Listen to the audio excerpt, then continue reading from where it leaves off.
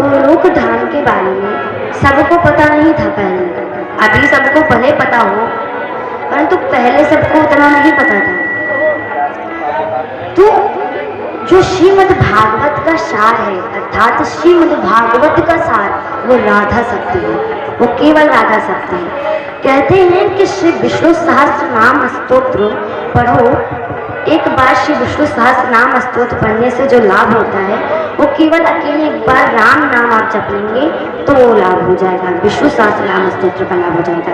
यदि आप राम शब्द अर्थात राम जी के बारे में अगर आपने एक बार राम बोल दिया तो वो किसके बराबर होगा? श्री विष्णु सहस्त्र स्तोत्र नाम के बराबर हो जाएगा। और राम जी के बराबर जैसे श्री कृष्ण अगर आप बोलेंगे तो वो राम जी 3 गुना राम शब्द बोलने से ज़्यादा फल देता है। और आप अगर कृष्ण बोल रहे हैं, जैसे आपने कृष्ण बोला तो आप जो 3 बार राम शब्द बोलेंगे वो आप एक ही बार में बोल देंगे, समझिए कृष्ण बोल के। और यद्यपि आप राधा बोलेंगे तो आपने समझिए न जाने कितने बार कृष्ण नाम बोल देंगे। ये राधा नाम का महत्व है, अर्थात श्रीमद् भागवत का जो सार है वो राधा शक्ति है, जिसके बारे में श्री नारद जी ने व्यास जी को बताया। तब उनका असंतोष थोड़ा शांत हुआ, थोड़ा धैर्य आया।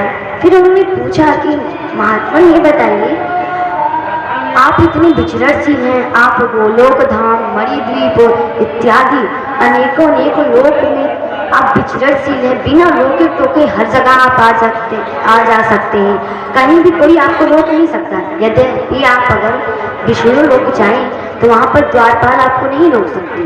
अगर आप गोलोक धाम भी जाते हैं तो आपको कोई नहीं रोक सकता।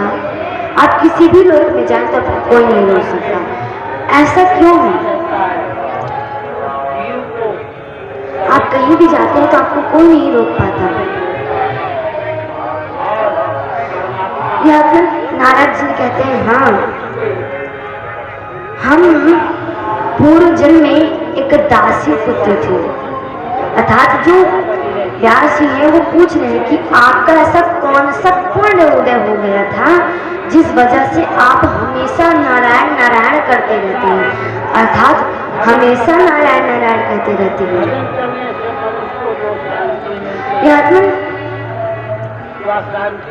अभी हम श्री नारायण जी की भक्ति देख रहे तो श्री नारायण जी जैसी भक्ति कोई कर ही नहीं सकता। क्यों? क्योंकि सदैव नारायण नारायण नारायण उनके मुख पे चलता रहता है। तो इसीलिए श्री व्यास जी ने पूछा कि यद्यपि आप हमें बता दें कि किस प्रकार आखिर आपका ऐसा कौन सा कर्म किया, आप हमें जरा बताएं कि कौन सा ऐसा कर्म कर दिया कि जिसकी वजह से आपका कर्म जो आपने किया वो पूर्ण कर्म पूर्ण उदय हो गया है। और इतना उदय हो गया है, इतना उदय हो गया है कि आप कहीं भी बिना रोके टोके आ सकते हैं। भगवान विष्णु साक्षात्कार रूप में आपको दर्शन देते हैं, सगल रूप में आपको दर्शन देते रहते हैं और सदैव आप भगवान के दर्शन लेते रहते हैं। माँ लक्ष्मी आपको दर्शन देती रहती है, भगवान शिव भी आपको दर्शन देते रहते हैं। ऐसा कौन सा पूर्ण उदय हो गया जिसकी वजह से आप सदैव सभी देवताओं का दर्शन ही पाते रहते हैं? कृपया हमें भी तो बताइए ताकि हम भी वो कर्म कर लें। तो श्री नारद जी तो बड़े हंसे, तो उन्होंने कहा अवश्य बताएंगे। बताया कि हम पूर्व जन्म में एक दासी पुत्र थे, अर्थात दासी पुत्र थे, और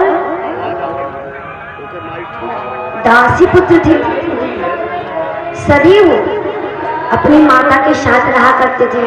केवल 3 वर्ष के बालक थे, मात्र 3 वर्ष के बालक थे। अब बालक को क्या ज्ञान होता, उसका मन तो बस खेलने कूदने में, क्रीड़ा में ही लगा रहेगा।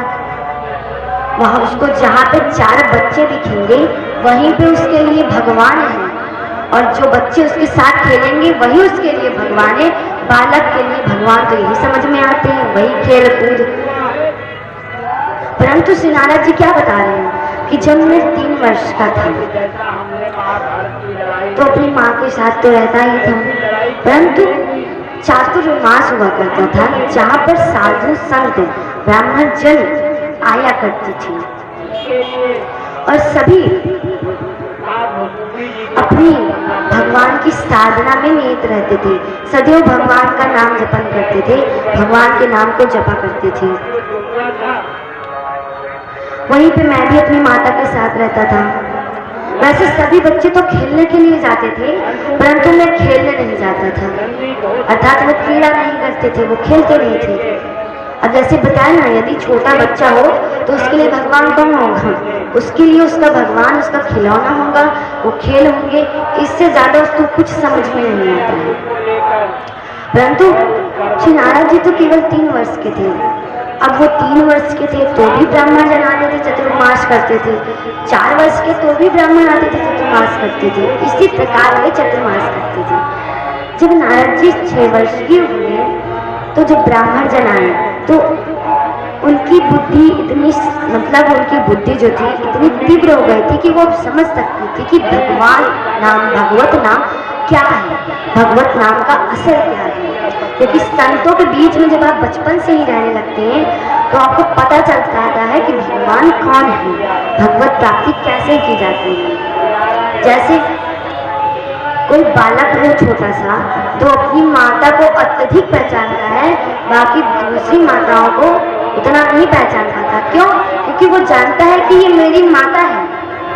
ठीक उसी प्रकार से उस बालक की तरह नारद जी हमेशा चातुर्मास में उन भक्तगणों को, साधु संतों को देखा करते थे, इस प्रकार से वो भगवत नाम कर रहे हैं, और वो भी बगल में बैठ के सुना करते थे इत्यादि। जैसे साधु संत का भोजन कराना, यदि साधु संत खाते उठ जाते थे, पाके उठ जाते थे, तो जो जूठन बचा रहता था उसको वो ग्रहण कर लेते थे। कहते हैं कि साधु संत, कभी आपने देखा होगा जो महान साधु संत होते हैं वे अपने चरण स्पर्श नहीं कराते। क्यों कारण होता है? क्यों नहीं कराते चरण स्पर्श? कारण यही होता है क्योंकि वो जो नाम जपन करते हैं, वो भगवान का जो नाम जपते हैं सदैव, वो उनको एक परम तत्व, एक परम ज्ञान की तरह उनके अंदर समाहित रहता है, निहित रहता है। और जब कोई जा करके उनके चरण स्पर्श करता है ना, तो उनका जो ज्ञान होता है, थोड़ा सा जो चरण स्पर्श करता है उसके अंदर ट्रांसफर हो जाता है। इसीलिए जो महात्मा जन होते हैं, जो संत जन होते हैं, अधिकतम अपने चरण स्पर्श नहीं कर पाते, अर्थात नहीं धरवाते। क्यों? क्योंकि उनके जो पुण्य कर्म होते हैं वो उनके अंदर होते हैं। और नारद जी क्या करते थे? यही करते थे। पूर्व जन्म में अपने क्या करते थे? जो संत जन पाके उठते थे वो उसका जो जूठन बचा रहता था उसको खा लेते थे, क्योंकि वो जानते थे कि ये सिद्ध लोग हैं और इन्होंने जो खाया होगा वो भी अमृत बन गया होगा। इसलिए जो जूठन रहता था उसको भी पा लेते थे और बारंबार दंडवत प्रणाम किया करते थे इत्यादि। जब वो चातुर्मास में बैठ के सत्संग करने लगते तो उनके साथ वो भी बैठ के सत्संग में जुट जाते और सत्संग करने लगते। प्रियतमा, सत्संग का महत्व कितना बड़ा होता है। अर्थात अगर आप सत्संग करते हैं या कोई अच्छा कार्य, अगर आप भगवान का भजन कर रहे हैं, सत्संग कर रहे हैं, एक बात आपने अवश्य नोटिस की होगी, आपने अवश्य देखा होगा कि उसमें कोई बाधा जरूर आ जाती है। जब आप शुरुआती दौर में भगवान की भक्ति करना शुरू करते हैं और आपने बस अभी हरे नाम संकीर्तन शुरू ही किया था, हरे राम राम राम हरे हरे, हरे कृष्ण कृष्ण कृष्ण हरे हरे, कितना भर में बगल में कोई पड़ोसी जी आ गए, जपते रहते भगवान का नाम, कहते रहते भगवान की कथा। जैसे पड़ोसी जी आए, बगल में खड़े हुए और पड़ोसी जी ने संसार की व्यथा सुनानी शुरू कर दी तो कथा से बदल गई व्यथा, बस व्यथा में चले गए। तो व्यथा और कथा का अंतर भी समझना बड़ा आस्तिक। कैसे? जब हम कथा श्रवण करने जाते हैं तो कथा का महत्व क्या है?